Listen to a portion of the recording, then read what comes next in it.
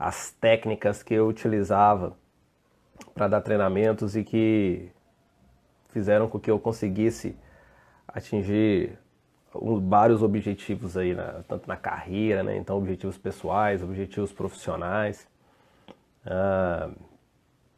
Na verdade, não é nenhum rocket science, né? Não é nenhuma ciência de foguete. Na verdade, são técnicas muito mais comportamentais e que fazem uma grande diferença, né, para você dar um treinamento top e você dar um treinamento medíocre, né, na verdade, né?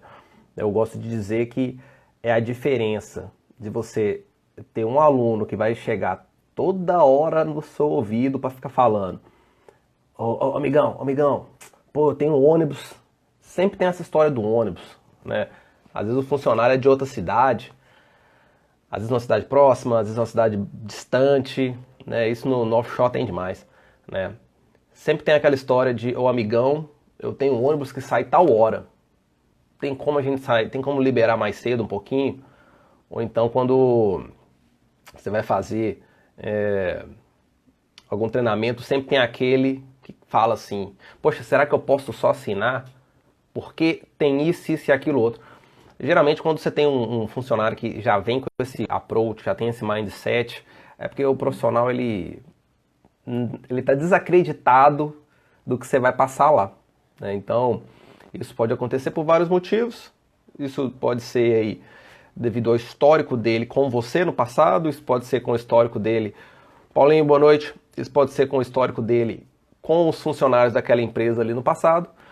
Mas fato é que existe uma diferença muito grande do profissional, que é o que eu chamo de sair mais cedo, porque o ônibus está saindo na rodoviária a tal horário, para aquele funcionário que ele chega para você e fala: poxa, cara, eu já fiz esse treinamento aqui 5 vezes, 6 vezes, 7 vezes, e é a primeira vez que eu ouço isso, tá?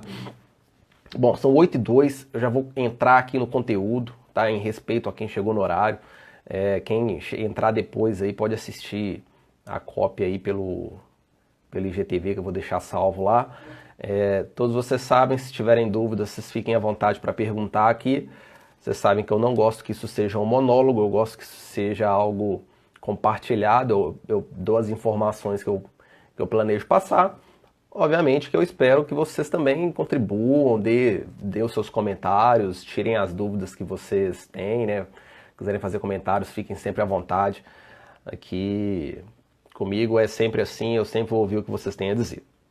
Tá?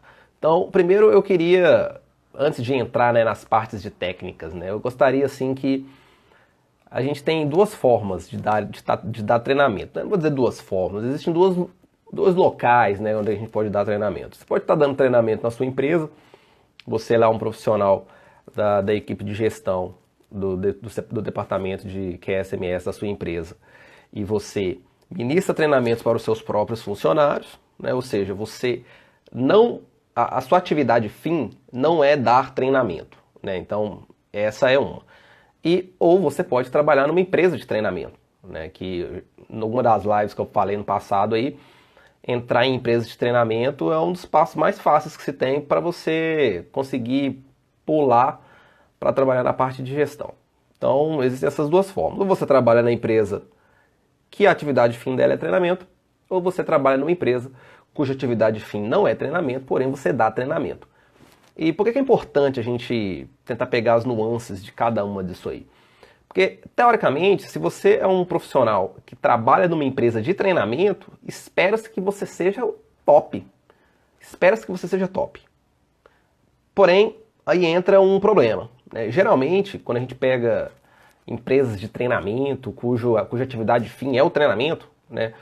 Muitas vezes você vê profissionais que são extremamente qualificados teoricamente, né? Eles têm um background muito bom, eles têm uma bagagem muito boa teórica, porém falta-lhes prática. Falta-lhes prática. Porque às vezes o cara saiu da escola, ele pegou a oportunidade, entrou, e ele, na teoria dele é muito boa, né? A prática dele já não é muito boa, porque ele nunca fez aquilo na realidade, né? Então isso é uma situação.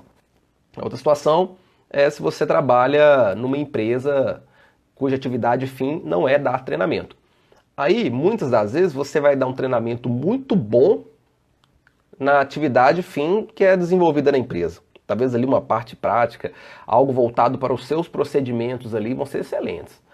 O que não quer dizer que o que você está fazendo lá vai estar em consonância com as melhores práticas que são aplicadas nas empresas de treinamento ou que são aplicadas no mercado como um todo, porque às vezes você está lá fazendo aquilo ali focado na sua atividade, na atividade que a sua empresa desempenha durante tanto tempo, que você acaba perdendo um pouco daquele tino, né, do que acontece em empresas de treinamento, porque em empresas de treinamento propriamente ditas, existe todo um programa de reciclagem de treinamentos e, eventualmente, você na sua empresa, cuja atividade fim não é dar o treinamento, você não tem esse suporte todo e isso pode acontecer. Então, aí a gente vai ter duas situações. Você pode ser aquela pessoa que reclama que a empresa não fornece os meios para você aprender, ou você pode ser aquele profissional que aprende por conta própria e ensina os outros, dentro ali da sua própria empresa. A gente sempre tem que lembrar que nós devemos ser a mudança que nós esperamos que aconteça no local onde a gente está inserido, né? Então, a gente nunca deve, isso é o meu ponto de vista, é a minha visão, é o meu mindset, a forma como eu levo a minha carreira e a minha vida. Tá? Então, eu sempre gosto de ser a mudança que eu espero que o local tenha, que o ambiente tenha, e eu nunca espero que venha dos outros. Eu sempre me esforço para que a mudança venha de mim, de fato. Então, você nunca vai ver eu falando, jamais isso vai acontecer. Você vai ver eu falando que algo não deu certo porque ciclano não fez algo para mim. Tá? Então, se você trabalha numa empresa, por exemplo, e essa empresa às vezes ela não te dá uma reciclagem muito boa, e às vezes a empresa ela não te dá muito... Edson, boa noite, cara, satisfação ter você aqui. Às vezes a empresa ela não te fornece muitos recursos para que você possa, por exemplo, melhorar lá o seu treinamento, melhorar aquela parte teórica e etc. Ou ela não te fornece muitos recursos para que você dê uma parte prática que seja sensacional.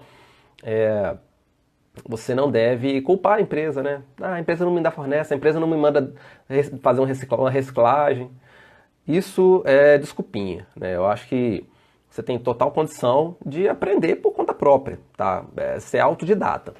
Vamos lá, Vitor. Uma grande dificuldade é a empresa investir o melhor mesmo é ser a mudança de verdade. Com certeza, Vitor, porque quando a gente espera que a mudança venha da empresa, isso muitas vezes não vai vir, principalmente quando a atividade fim da empresa não é o treinamento. A gente tem que entender que geralmente as empresas elas concentram seus recursos onde?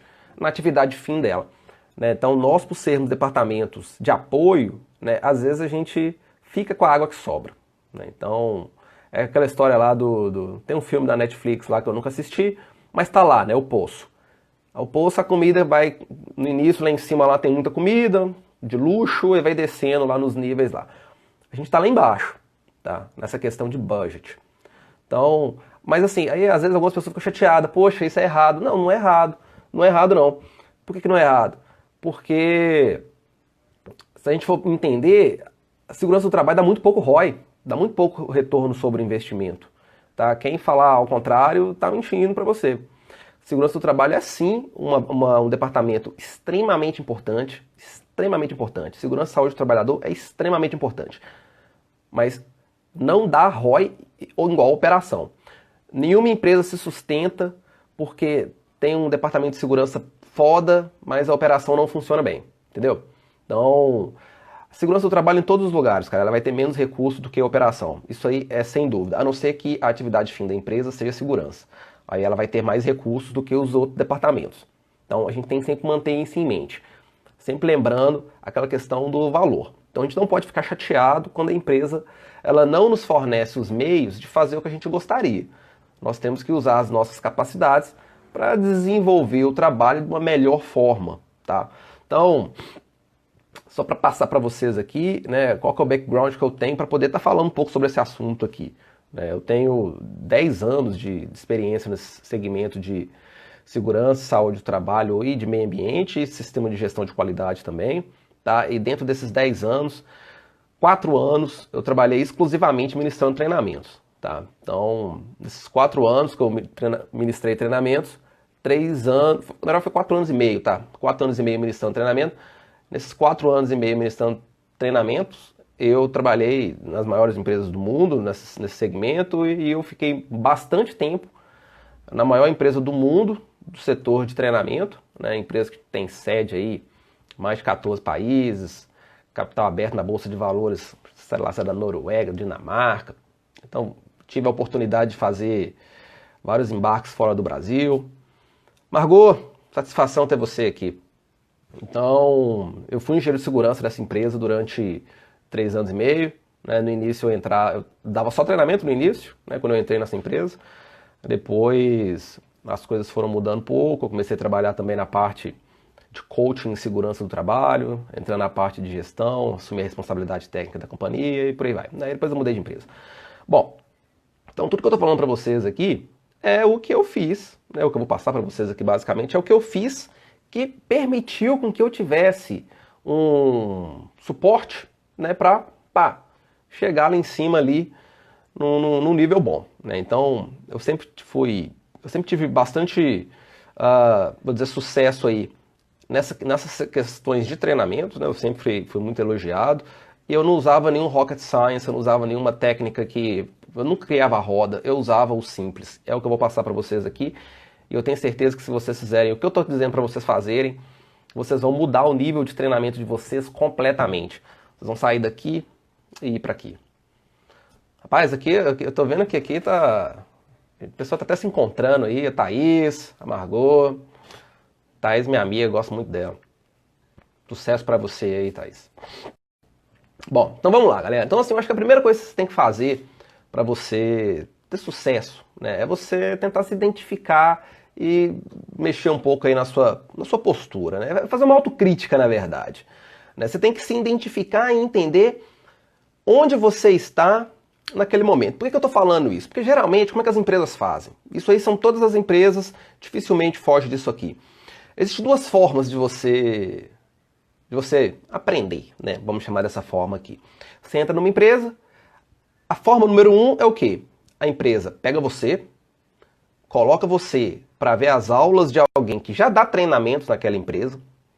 Você vai ver como que a empresa, como que o funcionário dá as aulas dele, como que o funcionário se comporta, como que ele fala cada tópico que está ali descrito no slide vagabundo que ele fez. Essa é uma forma. Qual que é o problema disso aqui? Que eu vi isso acontecendo muitas vezes. Eu vi isso acontecendo muitas vezes na melhor do mundo lá. Então, se aconteceu lá, você pode ter certeza que acontece em qualquer lugar. O cara que foi lá e acompanhou as aulas, o aprendiz, ele sai de lá e as aulas dele são simplesmente iguaizinhas às aulas de quem ensinou a ele. Sem tirar nem pôr, até as mesmas piadas o indivíduo vai lá e faz. Isso é um problema, tá? Para você dar treinamento, você dar belos treinamentos, você engajar a sua turma, você fazer com que sua turma fique assim, caraca, maluco. Você tem que ter personalidade, você tem que ter as suas próprias piadas, você tem que ter os seus próprios momentos, você tem que ter o seu próprio conhecimento, você tem que ter o famoso pulo no gato. Se você for pegar o pulo do gato do outro, você não vai ter vida muito longa não, porque é o efeito outdoor, né? O cara foi lá, fez o treinamento, ele ouviu X. Foi lá depois fazer um treinamento, ele foi fazer espaço confinado e ouviu você falando X.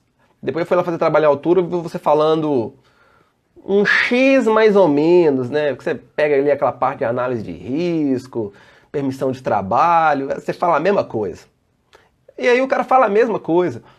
E aí o cara vai lá fazer o treinamento esse ano que vem ele vai de novo, e ele vai ouvir o quê? As mesmas coisas. E aí como é que você acha que esse cara vai ficar? Pô, lá vai de novo esse cara falar a mesma coisa, lá vai eu ter que sair aqui na minha folga para ir lá receber treinamento, lá vai eu ter que perder dia com minha família, lá vai eu ter que fazer o... Mas por quê? A culpa é dele de não querer ir? Não, cara, a culpa é sua.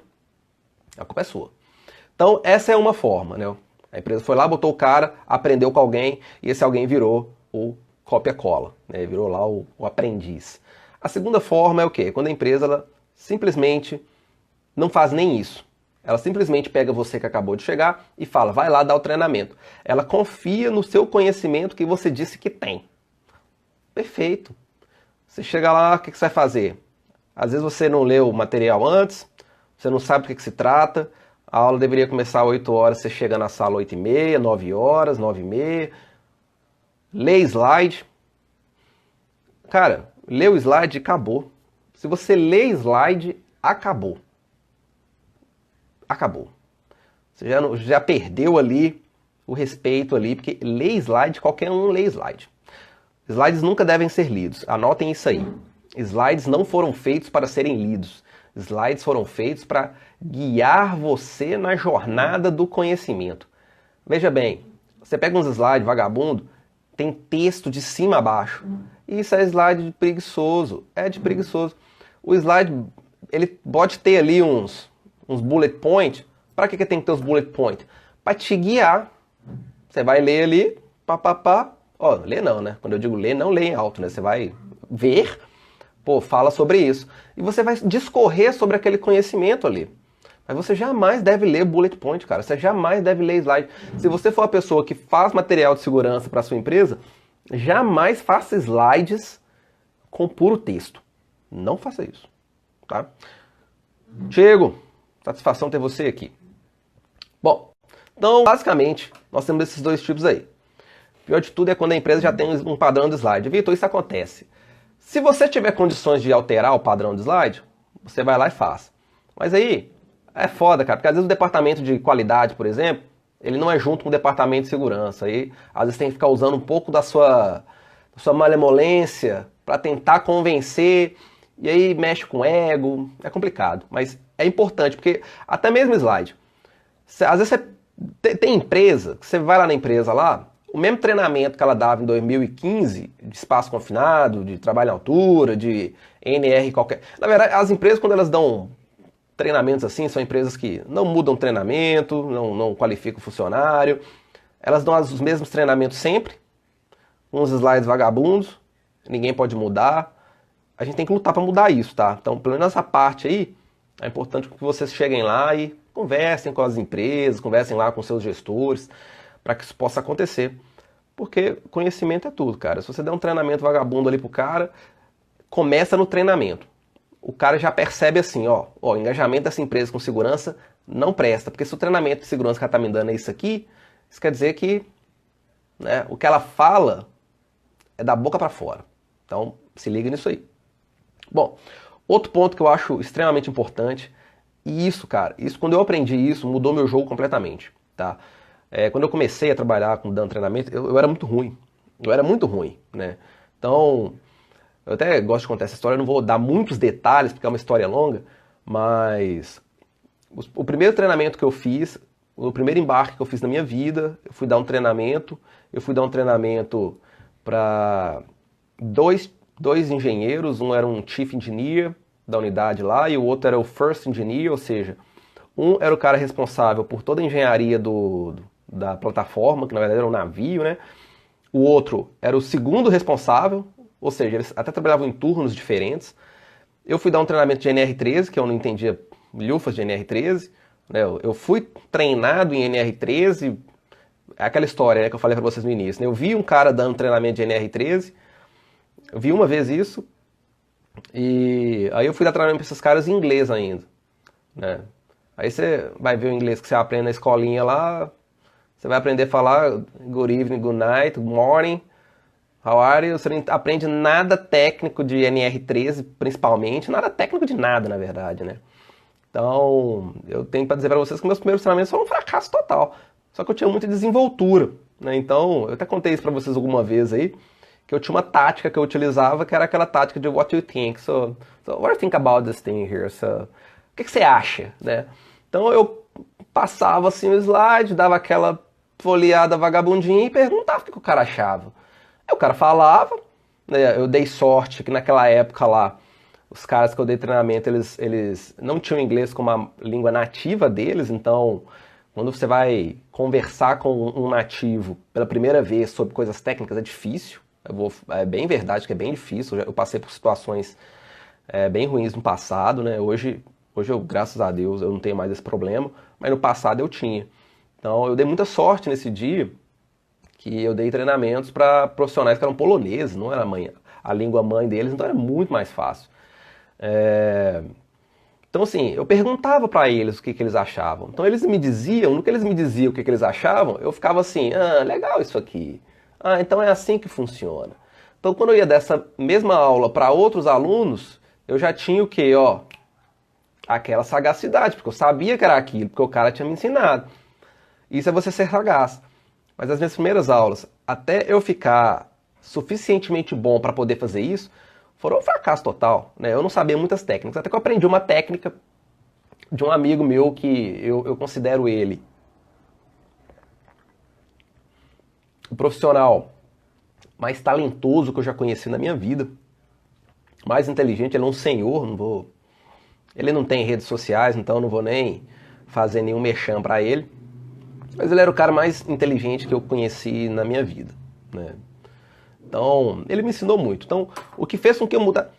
Julião, satisfação ter você aqui, meu amigo. O que fez eu mudar de nível, o que fez eu subir meu jogo foi o seguinte: entender como que as pessoas aprendem. Isso para você aplicar na sua vida, isso também vai fazer uma diferença gigantesca, mas isso que eu vou falar para vocês aqui, tudo que eu vou falar para vocês aqui depois disso são importantes também. Porém, isso que eu vou falar pra vocês aqui é o que muda o jogo. É o que muda o jogo. Muda o jogo completamente. Existem 3 tipos de pessoas no quesito aprendizado, tá? Não vou entrar aqui nas definições, naquelas questões de inteligência emocional, né? Que existem 7 tipos de inteligência. Não é isso que eu vou entrar aqui. Eu quero dizer que existem 3 tipos de pessoas no quesito aprendizado. E aí eu vou falar aqui, você aproveita para ver em qual desses 3 tipos de pessoa você se encaixa. Existem as pessoas que elas são visuais. Ou seja, são pessoas que só conseguem aprender se elas estão vendo alguma coisa. Pensa comigo, sabe aquela história que alguém está falando, aí tem uma outra pessoa lá que está lá toda boiando, e aí a pessoa que está falando sempre vem com aquela piadinha. Você quer que desenhe? Eu sempre quero que desenhe. Eu sou uma pessoa extremamente visual. Então, às vezes, estou aqui com minha esposa, aqui, por exemplo, ela está falando alguma coisa lá. Tem que fazer assim, assim, assado, vamos medir aqui, aquilo, outro, vamos colocar o móvel assim, assim, assado. Cara, eu estou viajando, porque eu não estou enxergando o que ela está fazendo. Não estou enxergando, estou viajando completamente.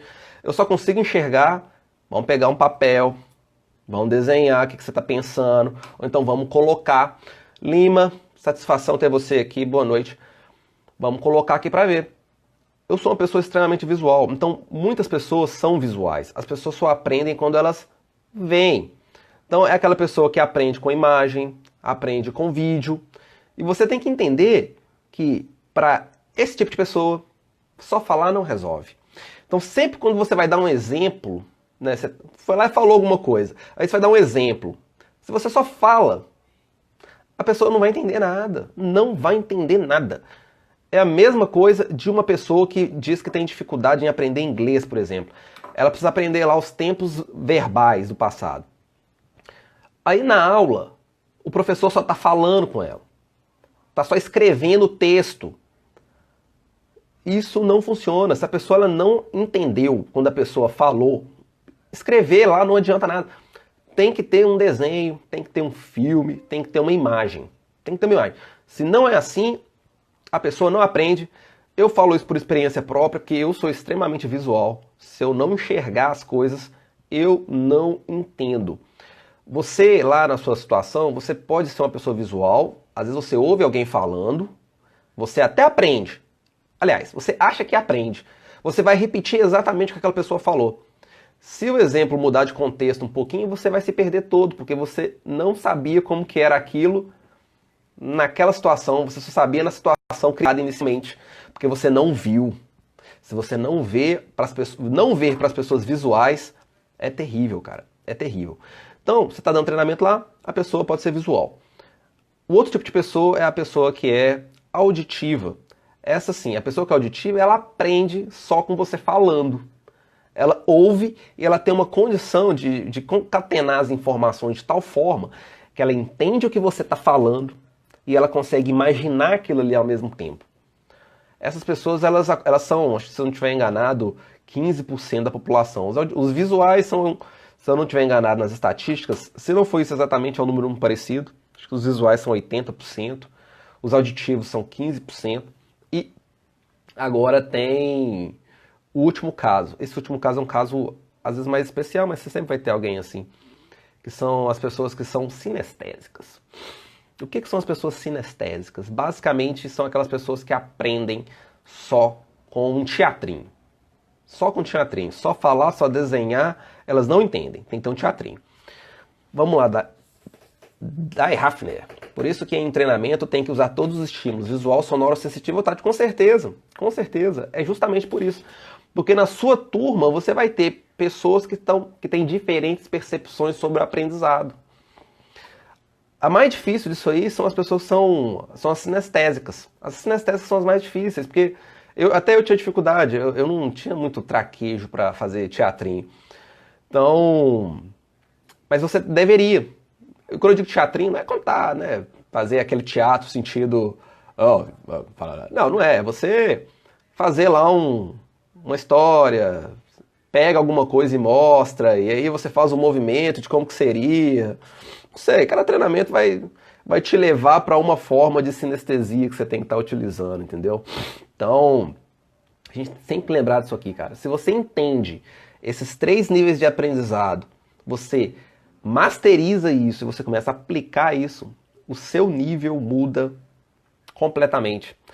Você vai deixar de ser um profissional que às vezes era bom para, sei lá, 30% da sua turma, para ser bom para 100% da sua turma.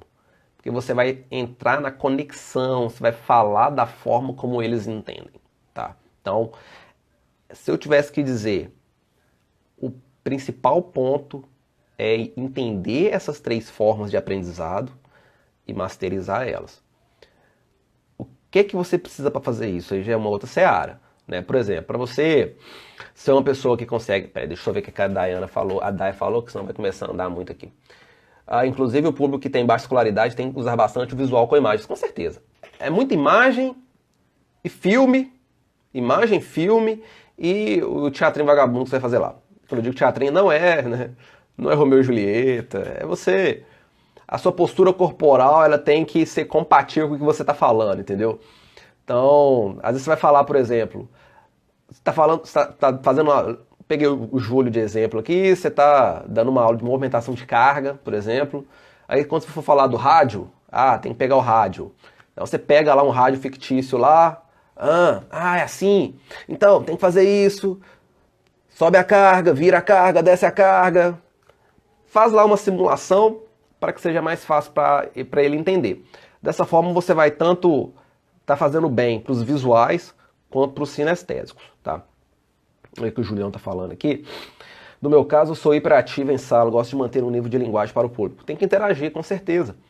Nós vamos chegar a isso aqui mais para frente, mas um dos principais erros que existem é você não dar a vez para o aluno. Eu via muito isso aí quando, às vezes, você tinha um instrutor que ele era extremamente capacitado, extremamente qualificado, era, não sei o quê, papapá, caixinha de fósforo, e ele tinha na cabeça dele que ele era a autoridade, que o que ele falava que era o certo. Muitas vezes, e isso é muitas vezes, quem faz, quem está ali na ponta, sabe muito mais do que quem só sabe a teoria. Né? São ali os que eu gosto de falar que são os doutores lá os doutores da teoria. A teoria aceita tudo, né? Aí o cara ali, às vezes, ele tem pouco espaço para falar. Às vezes aquele professor, aquele instrutor, aquele profissional, que ele tem um negócio tão teatralizado na cabeça dele, mas no mau sentido, que ele só deixa o cara perguntar quando ele termina de falar lá os seus 50 minutos. Porque se ele parar de falar o que ele tá falando, aquela groselha lá que ele tá falando, para responder o camarada, ele perde no fim da meada dele. Ou seja, a bosta de aula. A bosta. Qualquer hora que eu estiver falando aqui, quem quiser perguntar, para perguntar, que eu vou parar e vou responder. Quando eu dava treinamento era a mesma coisa. Tô falando lá, não tem esse negócio de linha de raciocínio. Se você sabe, não tem esse negócio de quebrar a minha linha de raciocínio. Sua linha de raciocínio nunca é quebrada se você sabe o negócio. Então, tem que conversar, se te perguntar você fala, né? Aí, Vitor, ó, então já aprendeu uma ida hoje aí, Vitor. Fico feliz. Natanael, satisfação. O instrutor deve se encontrar em sala de aula, com certeza. Né? Então tem que estar focado. Nossa turma de 45 alunos de TST com certeza terá muitos desafios e muitas possibilidades de treinamento. Com certeza, Lima. Acredito nisso também. Também não sou muito de teatro da demonstração. Não sai não, né? Teatrinhos de interação com os alunos, meus amavam essas técnicas. Não esquecer que somos instrutores e não professor. Tem essa diferença também, né? Rafael, boa noite. Bom, então essas são algumas coisas, né? Outras coisas que a gente tem que ficar atento é a questão da postura corporal. Lembrando, né? Só pegando a deixa que o Júlio deixou.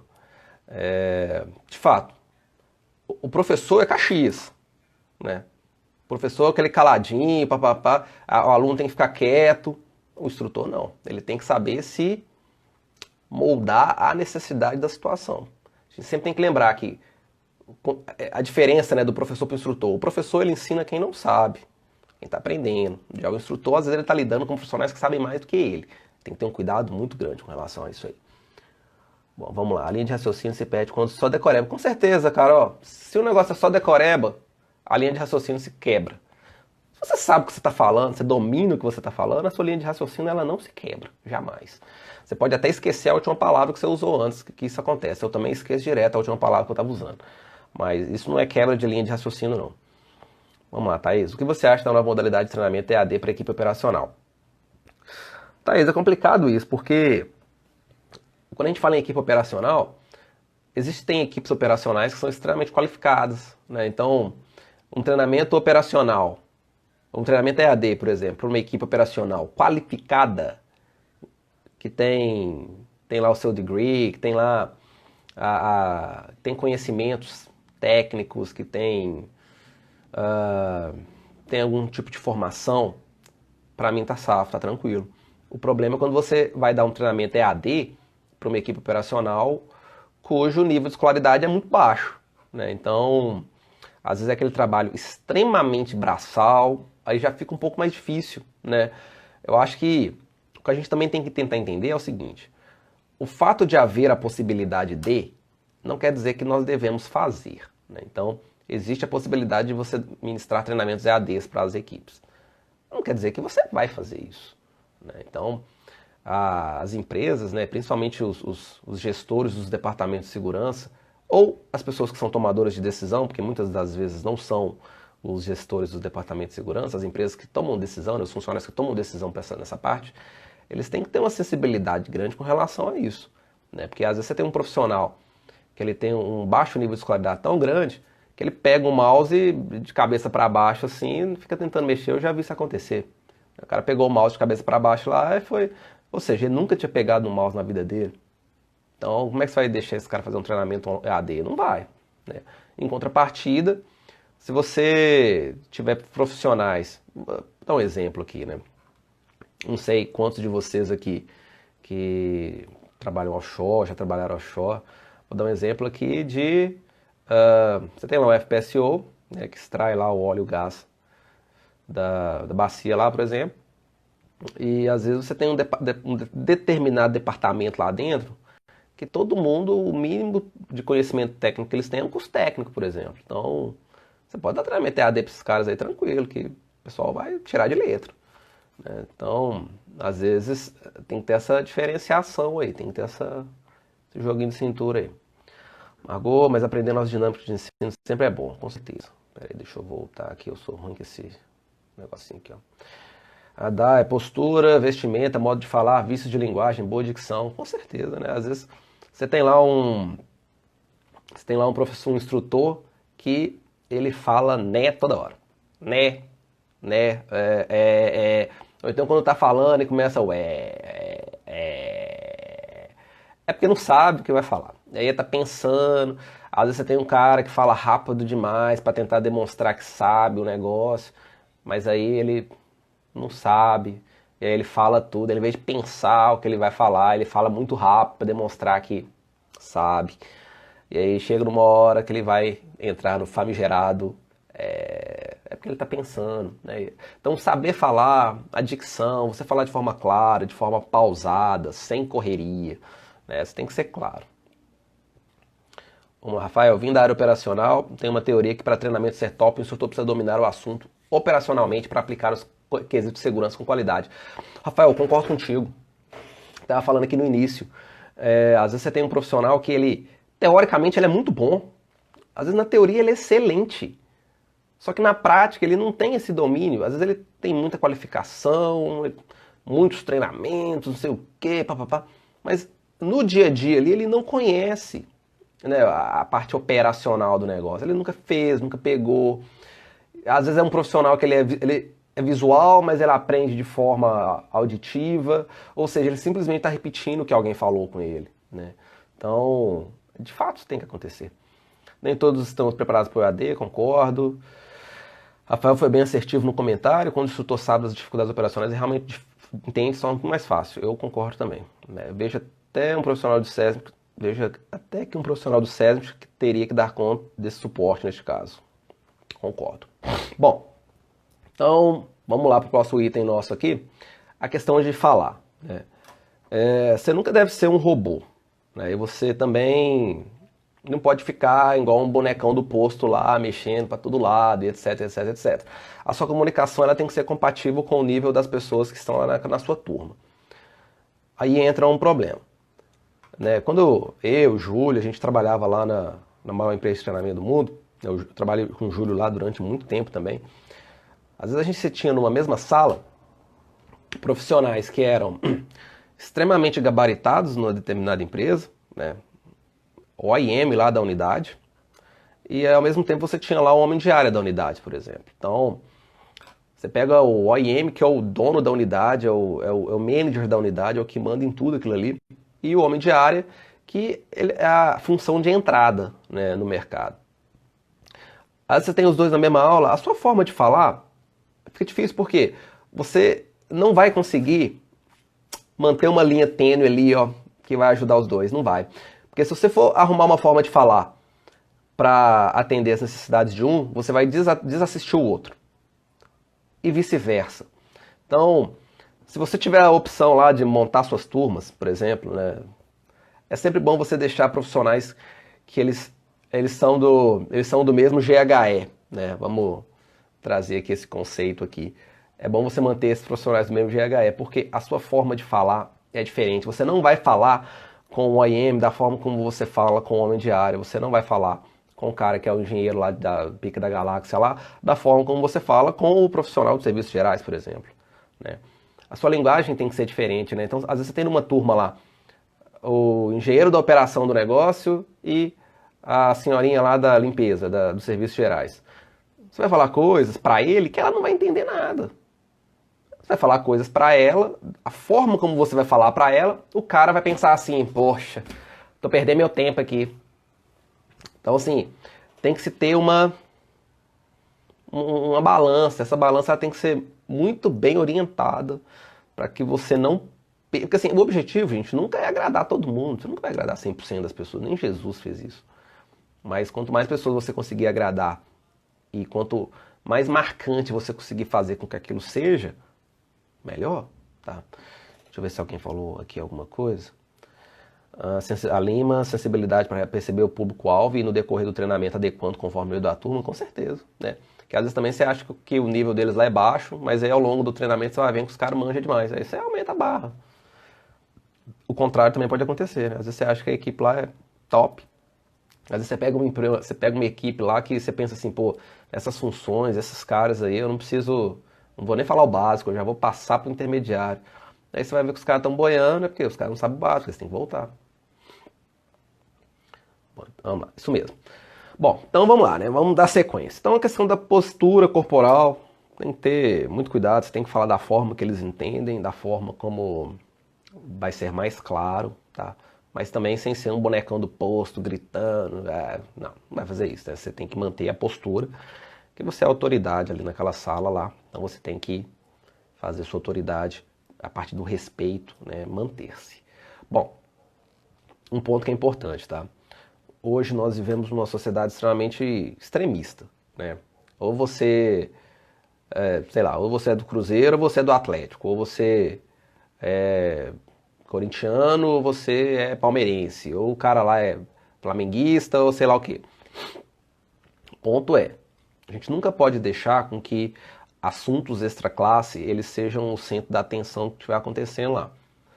Se tiver lá um profissional lá que, por exemplo, principalmente quando você vai dar treinamentos no início de semana e teve um futebol na semana anterior ou no fim de semana, as pessoas elas tendem a entrar mais sensíveis para fazer piada, para brincar, mas aí você sempre vai ter alguém ali que é do time que perdeu. E aí os caras do time que ganhou vão ficar felizão, mas os caras do time que perdeu vão ficar tristão. E daqui um pouco começa uns bate-boca entre um e outro. Então, você sempre quando você vê que esse tipo de assunto extremista, religião, futebol, novela, Bolsonaro lá e Lula, corta. Não deixa esse tipo de assunto render. E você só tem uma chance de cortar. Se você deixar rolar a conversa na primeira vez, na segunda vez que você for cortar, ninguém vai te respeitar. Começou, corta na raiz, é o famoso cortar na raiz. Começou ali uma conversinha fora do que deve ser, fora do padrão que você quer, corta, tá? Para evitar problemas futuros, tá? Já vi gente saindo na porrada já num treinamento, pra vocês terem ideia. Já vi saindo na porrada, põe de bobajada. Então já começou, a discussão começou na teoria e terminou na prática. Né? Então, durante a prática deles aconteceu de uma outra forma. Então corte assuntos que não sejam relevantes lá para o seu conteúdo.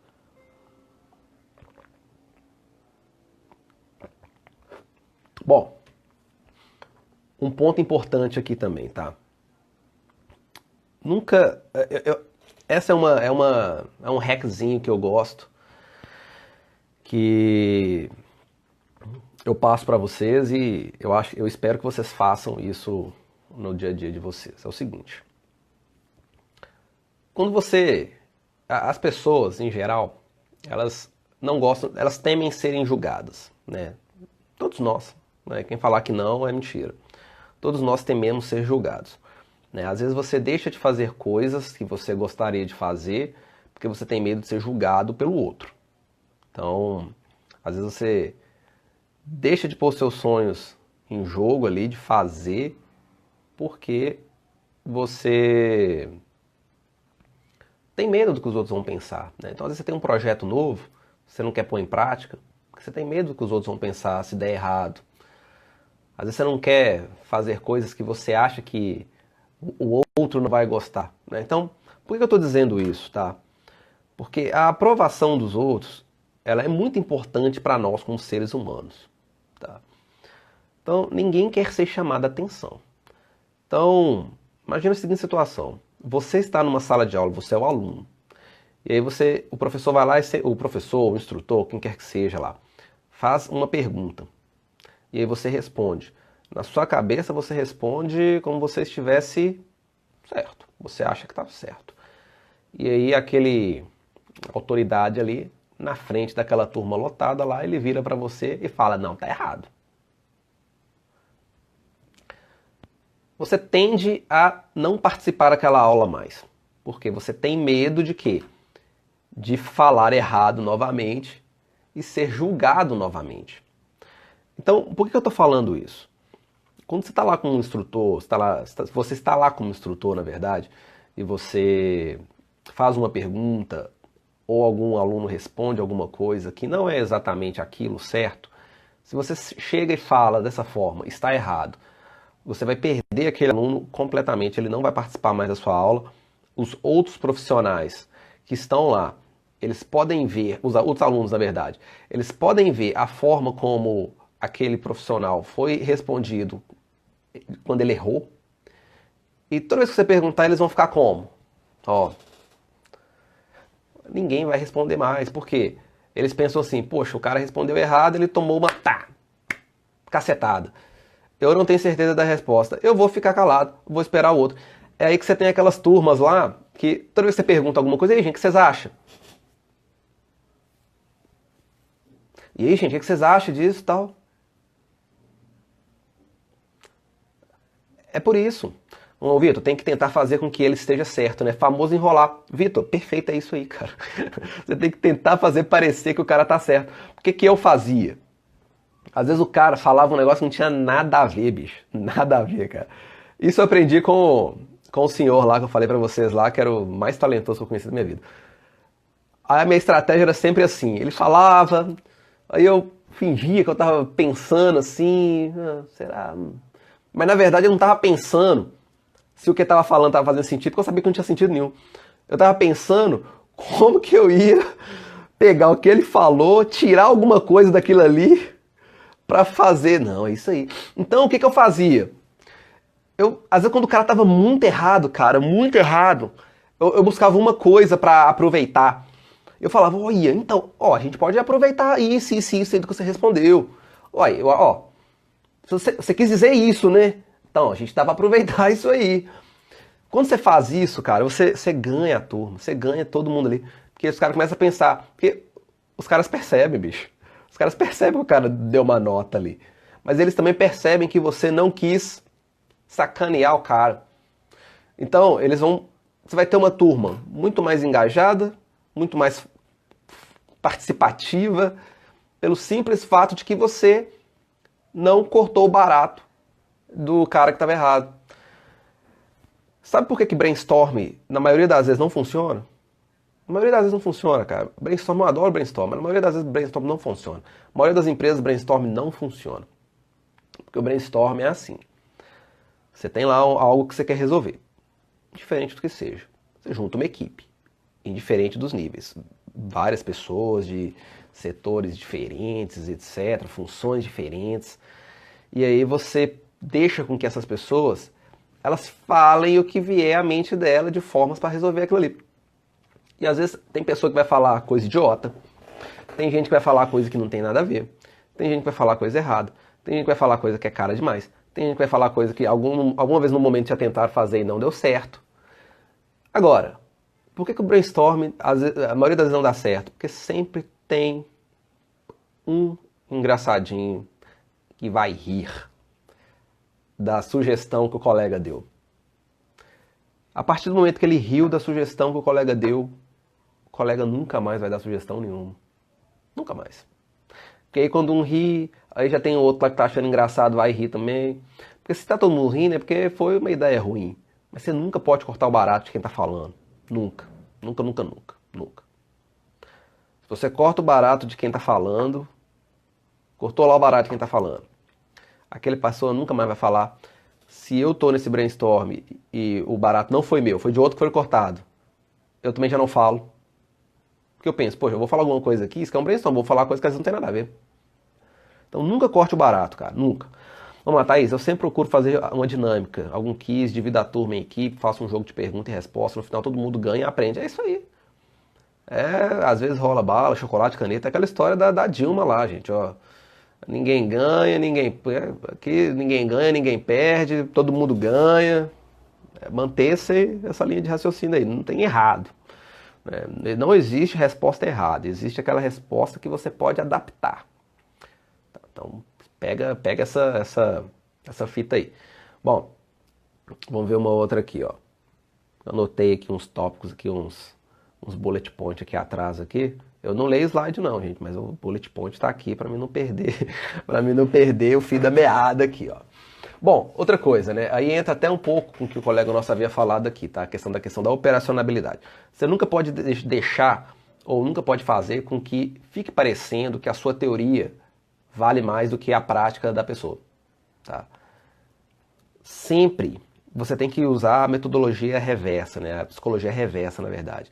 Façam o que eu fiz quando eu comecei, né? Que eu falei pra vocês lá, que eu embarquei, não sabia do negócio.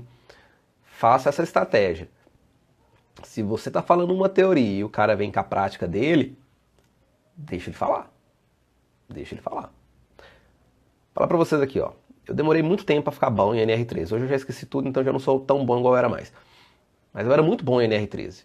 E antes que alguém diga, mas para dar NR13 tem que ser engenheiro mecânico. Não, não tem que ser engenheiro mecânico. Você vai ler lá NR13, lá tá dizendo Para você dar treinamento de NR13, você tem que ser capacitado para dar NR13.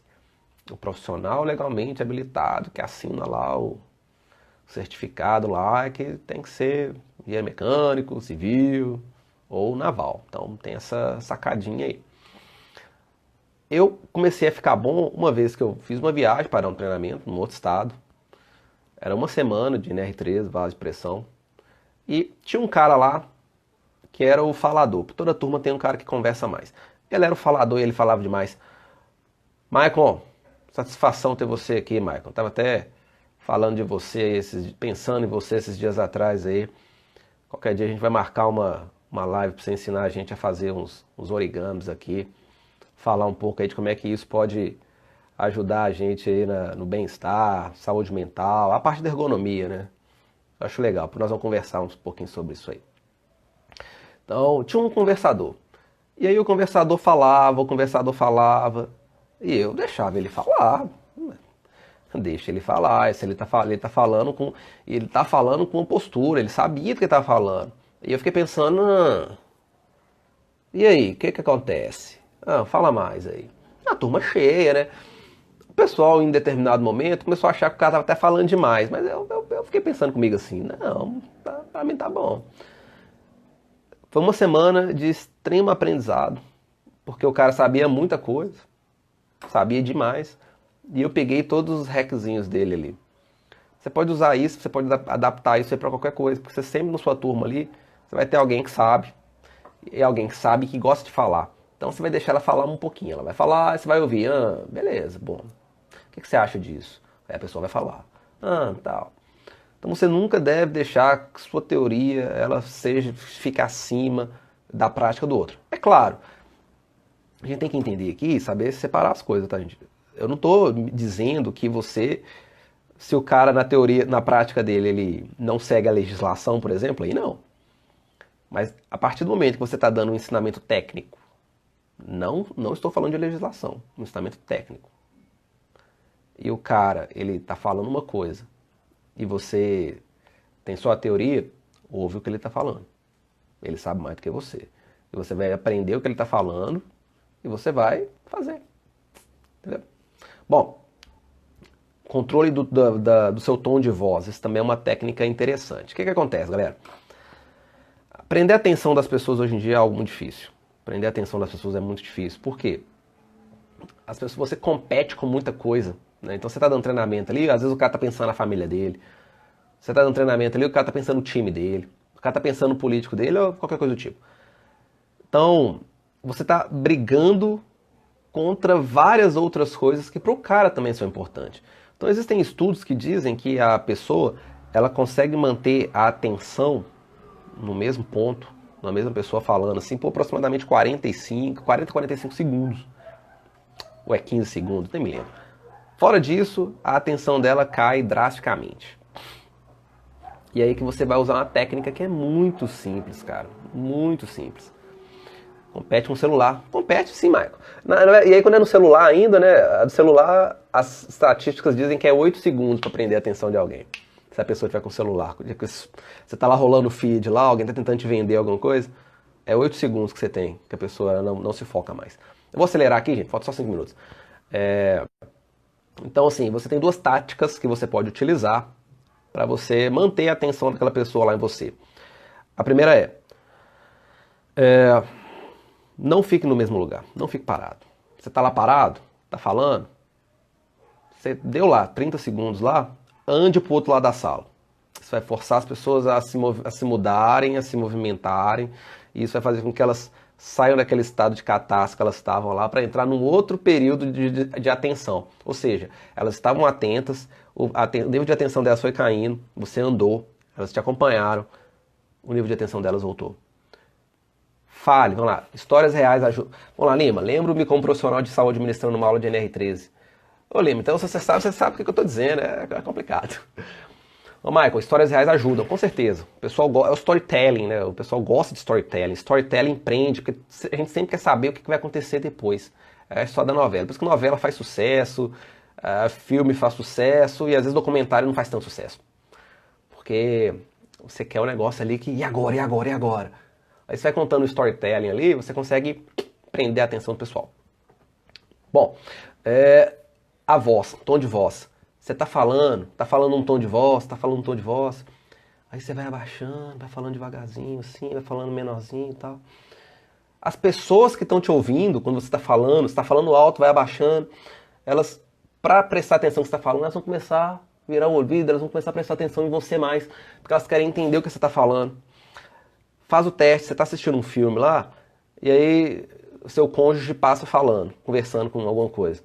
Você vai prestar mais atenção no que está acontecendo na televisão, porque você não está conseguindo ouvir direito. Então, tentem lá no treinamento de vocês, lá vocês estão falando, muda o tom de voz um pouquinho, ó, vai baixando, disso. As pessoas vão começar. E aí você volta ao normal, porque é uma técnica que você usa para chamar a atenção delas. Bom, a última técnica que eu gostaria de passar para vocês aqui não é bem uma técnica, é mais um bônus, né? Acho que até tinha mais técnica aqui, mas não vamos ter tempo, não. Eu nunca leio slide. Isso aí foi uma das primeiras coisas que eu falei. E o segundo, muitos de vocês talvez ter que dar treinamento em outras línguas. E às vezes, nós como brasileiros, nós temos dificuldade, às vezes, de falar fluentemente, não no sentido de não falar as palavras, que falar as palavras a gente consegue aprender. Mas nós temos a dificuldade de falar com o acento deles, né, com o accent que eles usam, que é o sotaque deles. E às vezes muitas pessoas elas têm vergonha de falar o que sabem. É mesmo, Michael. Mas às vezes então é o seguinte, ó, pode ser o contrário, exemplo contrário, ó. Você tá dando atenção pro cônjuge, mas aí tá passando alguma coisa na televisão ali, que tá te interrompendo, e aí você vai o quê? Focar mais no cônjuge. Bom, então a questão da língua. Às vezes muitas pessoas elas sabem falar, mas elas não falam perfeitamente. Elas não têm o mesmo accent que o British people fala lá, ou American people. E às vezes elas se sentem mal por isso, porque elas acham que para ser fluente elas têm que falar com o mesmo sotaque. Não é assim. Sotaque, existe um estudo que diz que você consegue desenvolver o mesmo sotaque do país onde você está vivendo ali até os 14 anos, 15 anos, que depois disso, mesmo que você seja um adulto e vai morar no local, você não consegue ter o sotaque igual deles, questão de desenvolvimento maxilar, questão de língua e etc. Então, não tenha vergonha de falar, né, estilo Joel Santana, né, in the shoulder, in the middle, so we went to the middle, to the right. Não tenha vergonha. Não tenha vergonha, tá? Eu, por exemplo, no meu início eu comecei assim.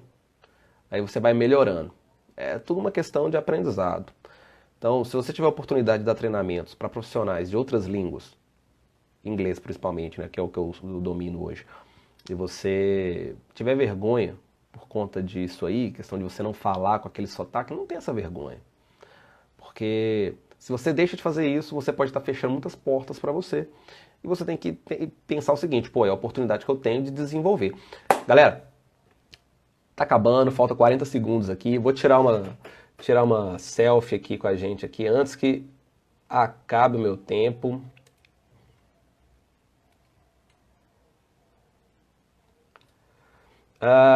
Satisfação ter todos vocês aqui. Agradeço a presença de vocês. Se tiverem dicas aí para as próximas lives aí, podem mandar para mim lá no... Eu vou abrir uma caixinha de sugestão, vocês falam comigo, podem mandar no direct também. Espero que vocês tenham gostado. Eu gostei muito, fico feliz com a presença de vocês. Obrigado, galera.